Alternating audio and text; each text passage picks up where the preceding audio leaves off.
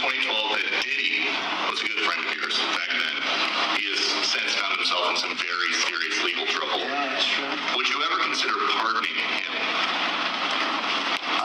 Well, nobody's asked. You had to be the one to ask, Peter, but nobody's asked. But I know people are thinking about it. I know they're thinking about it. I think some people have been very close to asking. First of all, I look at what's happening, and I haven't been watching it too closely, although it's certainly getting a lot of coverage. I haven't seen him. I haven't spoken to him in years. He used to really like me a lot, but I think when I ran for politics, he sort of, that relationship busted up from what I read. I don't know. He didn't tell me that, but I'd read some little bit nasty statements in the paper all of a sudden. You know, it's different. You become a much different person when you run for politics and you do what's right. I could do other things, and I'm sure he'd like me, and I'm sure other people would like me, but it wouldn't be as good for our country. As we said, our country's doing really well because of what we're doing. So I can't, it's not a popularity contest. So I don't know. I would certainly look at the facts. If I think somebody was mistreated, whether they like me or don't like me, it wouldn't have any impact on me.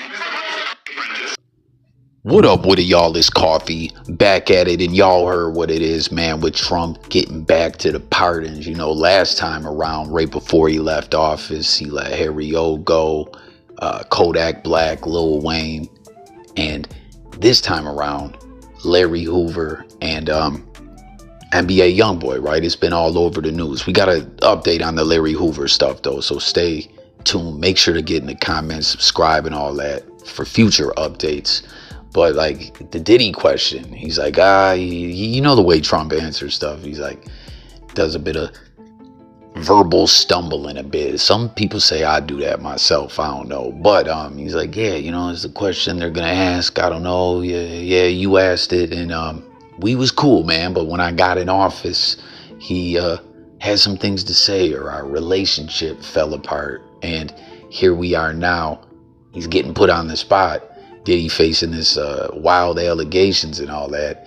He says, hey, this ain't a popularity contest, but if he was mistreated at all, you know, I'm going to look into the facts. But the trial ain't even over. You know what I mean? I don't know. It's like you see some people saying too soon. I agree with that. Like, he's not even convicted. I don't know. I want to know if y'all think he'll be convicted or whatnot. But you see someone asking about Dirk.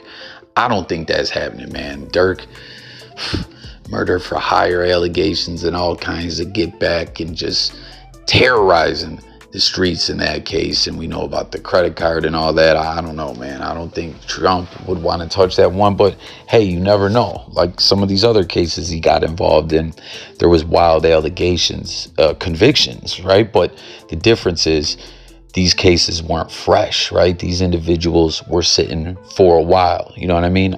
With the Lil Wayne case, though, it was wild.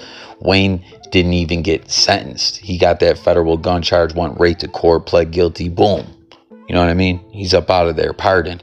But the whole thing with those pardons the last time around is this attorney, Bradford Cohen. He's the guy that has the plug to the Trump pardons.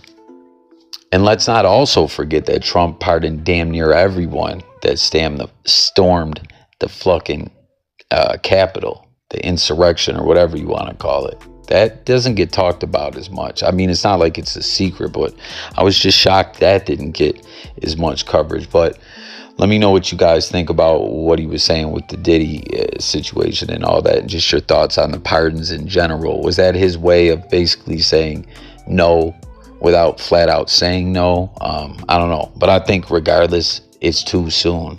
He ain't really trying to get into it.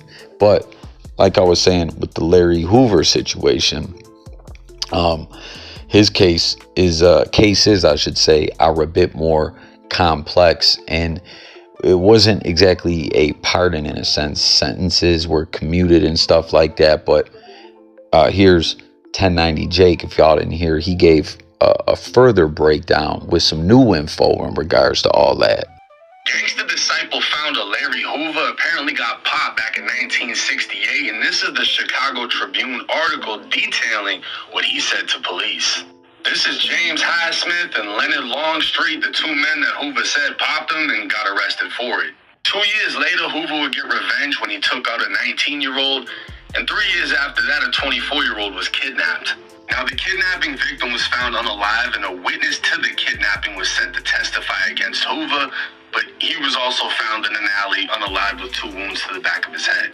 These are the crimes that got a 23-year-old Larry Hoover taken off the streets of Chicago and sentenced to 200 years in state prison. He decided to run the gang from prison. The feds would come in and hit him with 6 life sentences. Now, Trump just got rid of that, but he still has to finish his state time. And right now, Larry Hoover isn't set to be released until 2066.